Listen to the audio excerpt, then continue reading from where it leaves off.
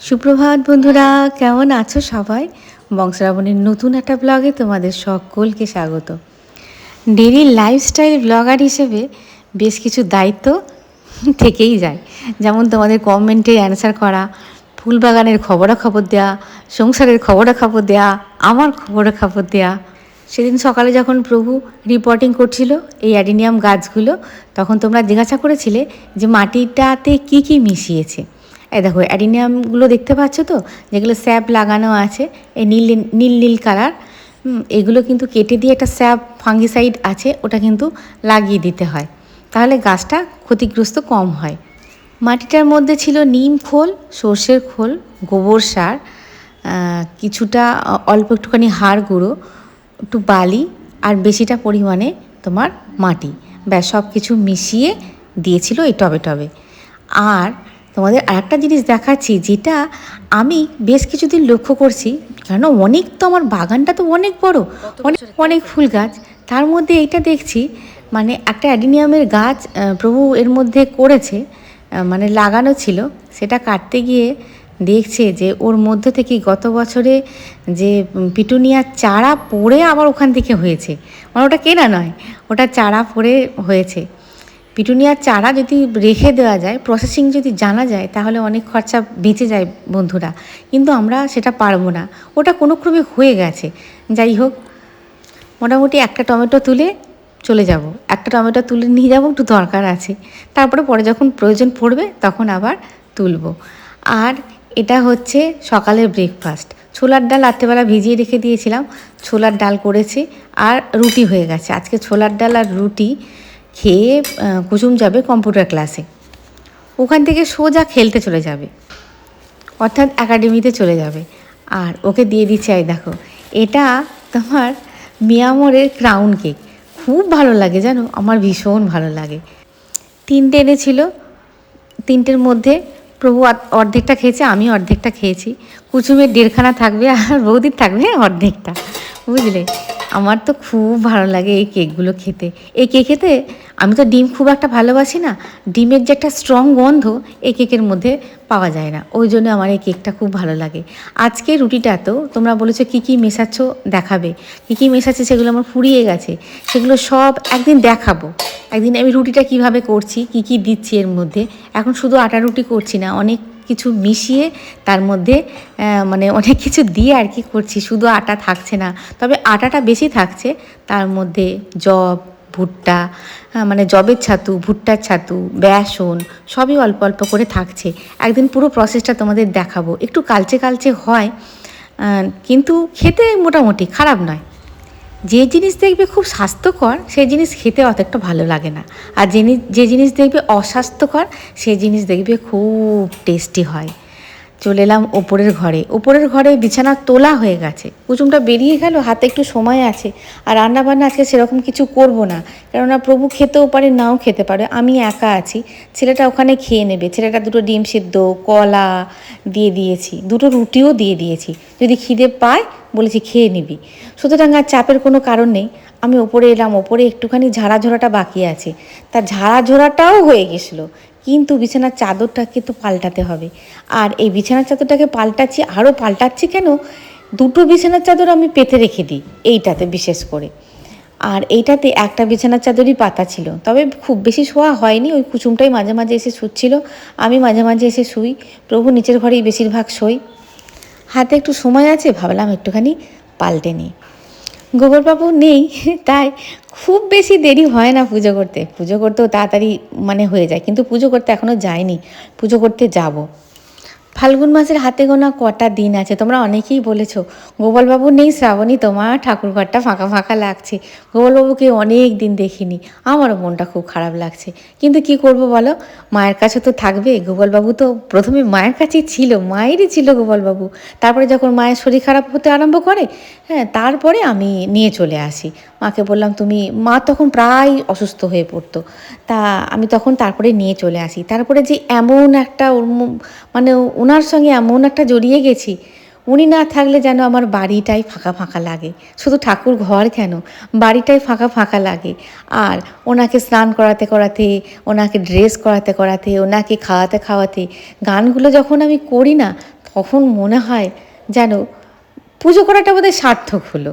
আর উনি নেই, আমার মনে হচ্ছে যেন কোথাও একটা ছন্দপতন হচ্ছে পুজোয়, কোথাও একটা কী যেন মানে কী একটা করতে পারছি না, এরকম মনে হচ্ছে।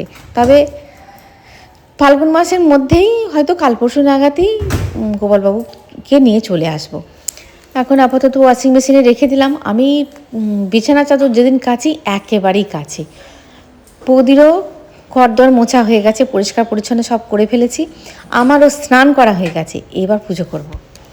অনেক দিনের রিকোয়েস্টের ভিডিও আজকে নিয়ে আসছি, কিন্তু যেহেতু আমি ডেলি লাইফস্টাইল ব্লগার, সেই হেতু ডেলি লাইফস্টাইলের কাজকর্ম তো তোমাদের সঙ্গে কিছুটা শেয়ার করি। ভাবলাম আমি পুজো টুজো করে নিই, তারপরে তোমাদের সঙ্গে শেয়ার করব। অনেক দিনের রিকোয়েস্ট বলতে পারো, অনেক দিনের আবদার বলতে পারো। আর দেখো ডায়ান্থাসের কালারগুলো সাদার সঙ্গে গোলাপি, কী যে ভালো লাগছে।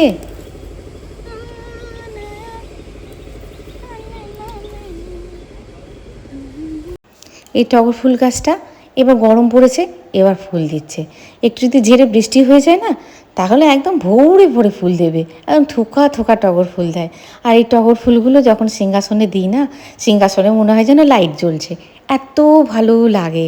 গত বছর তার আগের বছর টগর গাছটাকে প্রভু পুরো ছেঁটে দিয়েছিল। তার ফলে কী হয়, কী অভিমানে টগর গাছ হলো, আবার নতুনভাবে পাতা শাখা পোশাখা হলো, কিন্তু টগর ফুল দিতে পারছিল না। আমি বললাম, দেখো তুমি এমনভাবে ছাঁটলে, ও তো ফুলই দিচ্ছে না। হ্যাঁ, ওর ভারী অভিমান হয়েছে। তারপর আবার দেখছি, এই বছর দেখছি মনে হচ্ছে প্রচুর ফুল দেবে।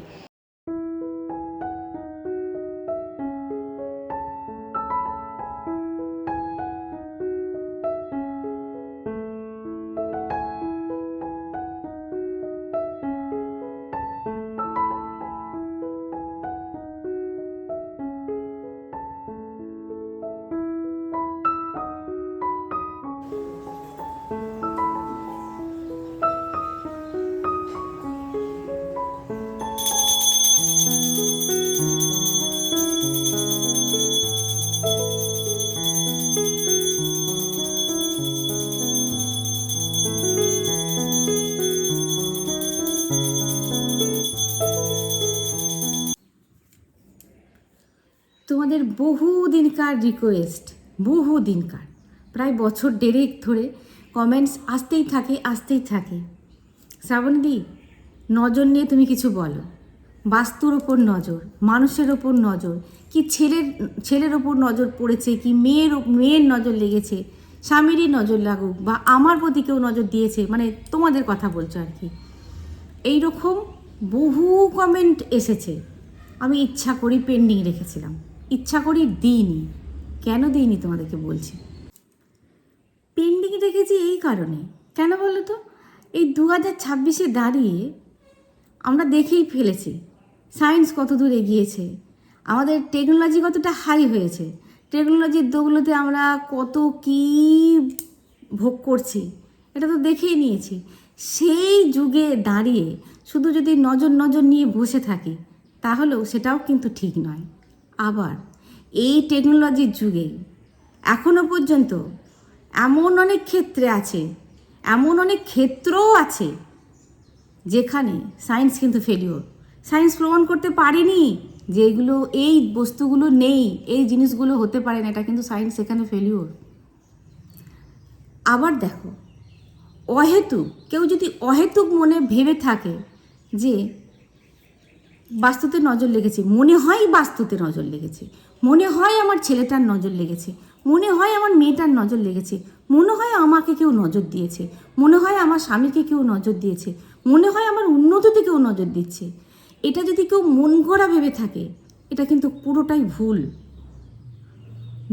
এই 2026-এ এসে বলছি, নজর বলে জিনিসটা আছে, ছিল, আছে, থাকবে খুব স্ট্রংলি, কিন্তু সব ক্ষেত্রে নয়, সব জায়গায় নয়। আগে দেখতে হবে যে সত্যি নজর লেগেছে কি। আমরা মন গড়া অনেক কিছু ভেবে থাকি, কিন্তু সত্যি কিন্তু দেখা যায় সত্যি নজরটা লাগেনি।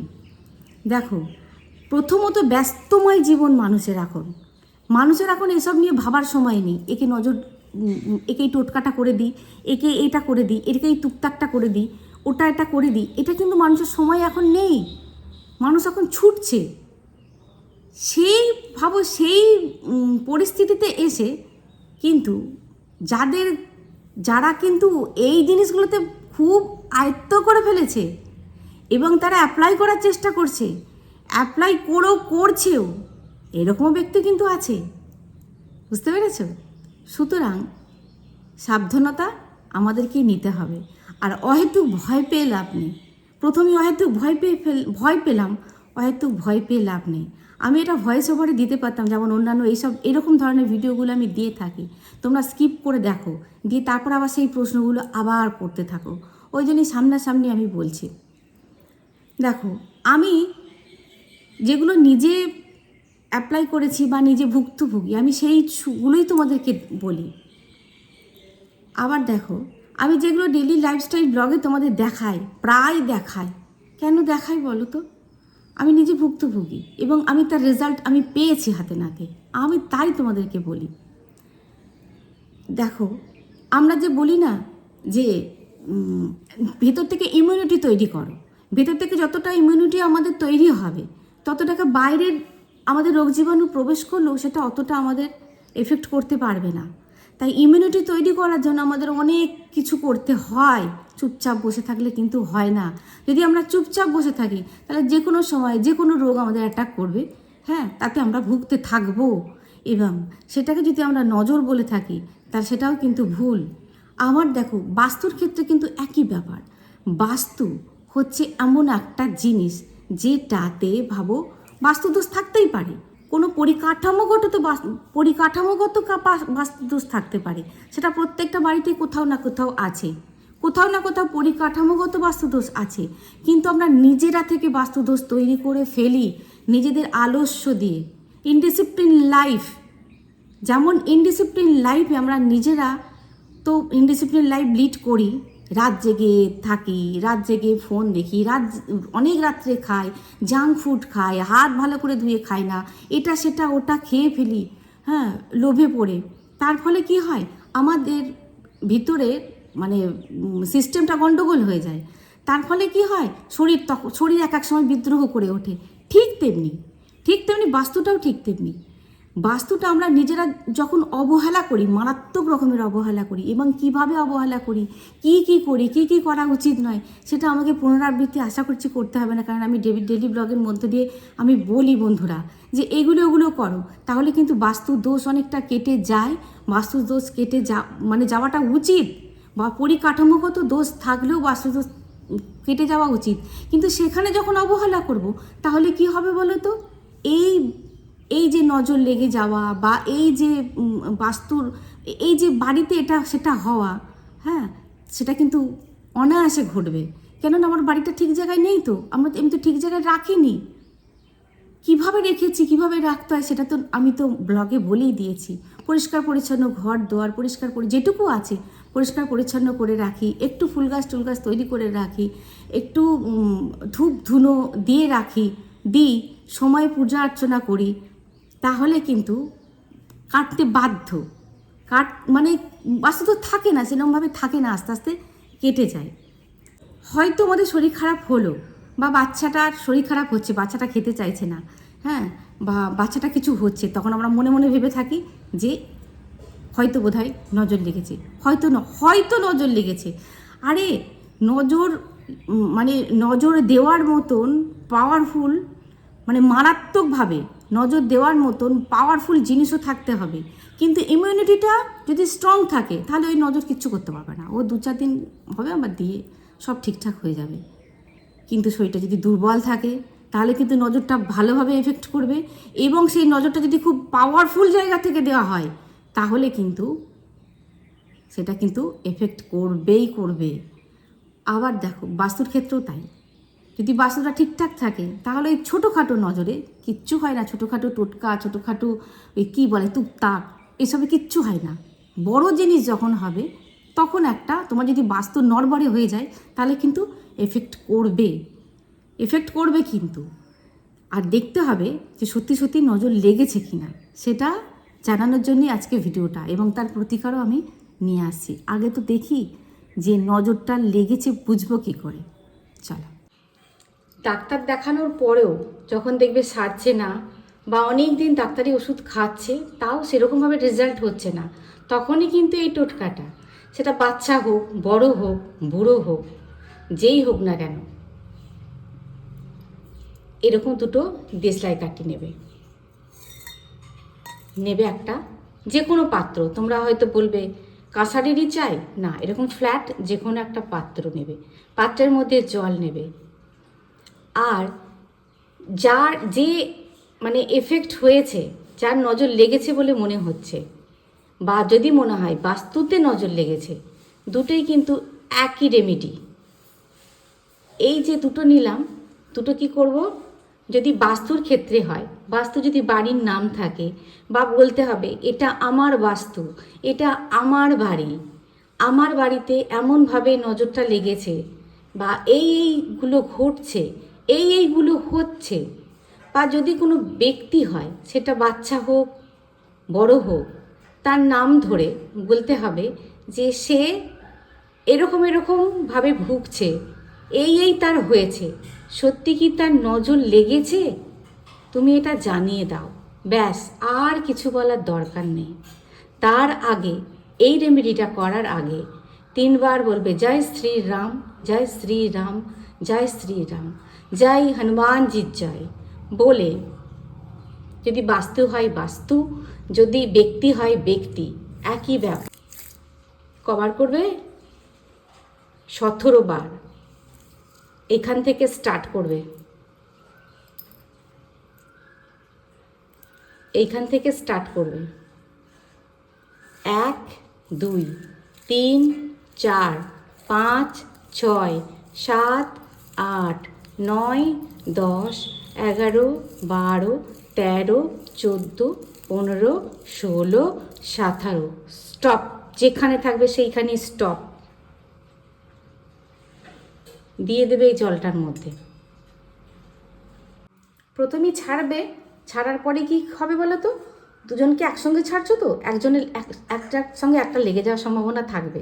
তখন কি করবে, ছাড়িয়ে দেবে, দেওয়ার পর ছাড়িয়ে দেবে, এরকমভাবে ছাড়িয়ে দেবে, ছাড়িয়ে দিয়ে 3 বার ফুঁ দিয়ে আন্দোলিত করে দেবে জলটাকে আন্দোলিত করার পর প্রায় কিছুক্ষণ রাখবে, ঘন্টাখানেক, ঘন্টা দেড়েক, একটু ওয়াচের মধ্যে রাখবে। যদি দেখো, এই দেখো এরকমভাবে যদি ঠেকে যাচ্ছে, হ্যাঁ, তোমরা হয়তো বলো তোমারও তো ঠেকে গেল, আরে আমি তো আমার কার কোনো কিছু নামই নিইনি, আমি তো তোমাদের দেখানোর জন্য করছি। যদি দেখো এরকমভাবে ঠেকে গেল, তাহলে জানবে সামান্যতম লেগেছে। যদি দেখো এরকমভাবে পাশাপাশি আছে, তাহলে জানবে খুব সামান্য, সেটা কিন্তু কদিনের মধ্যে কেটে যাবে। আর যদি দেখো যে এই রকম হয়ে আছে, তাহলে জানবে 100% কিন্তু নজর লেগেছে। তার মানে প্রতিকারটাও আমি বলে দিচ্ছি। এটা কিন্তু 2 দিন করবে, পরপর 2 দিন, পরপর 2 দিন 2 বার, পরপর 2 দিন 2 বার। 2 দিনের মধ্যে যদি একদিনও এরকম লেগে যায়, তাহলে জানবে অবশ্যই লেগেছে। আর যদি দেখো যেরকম পাশাপাশি আছে, হ্যাঁ, দুজনকার সঙ্গে ঠেকে আছে, তাহলে ভয়ের কোনো সেরকম কারণ নেই। আর যদি দেখো 2 বারই 2 দিনই দুজনের দূরত্ব বজায় রেখেছে, তার মানে একদম চোখ বুজে নিশ্চিন্ত থাকবে যে কিচ্ছু হয়নি, কোনো কিছু হয়নি, ডাক্তারির উপায়ে এটা কিন্তু ডাক্তারি রোগ ডাক্তার দেখালেই সেরে যাবে। একদম হলো, বুঝতে পারা গেল বিষয়টা, একদম সোজা বিষয়, কিন্তু 100% সত্যি, 100% সত্যি। প্রতিকার একটা কর্পূর দেখেছো, সব জায়গায় লাগে, সর্বত্র লাগে কর্পূর।